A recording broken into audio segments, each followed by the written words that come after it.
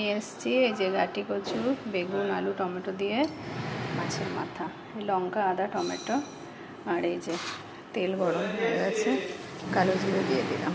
বেগুনগুলো লাল করে ভেজে নেব,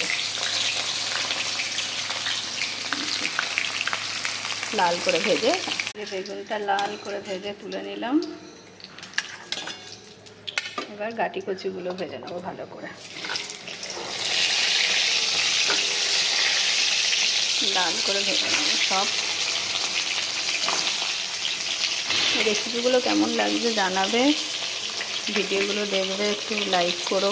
পুরো লাল করে ভাজা হয়ে গেছে।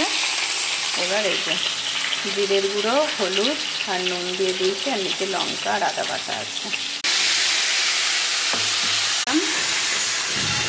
ফুটে গেছে, এবার এই যে বেগুন ভাজাগুলো দিয়ে দেবো,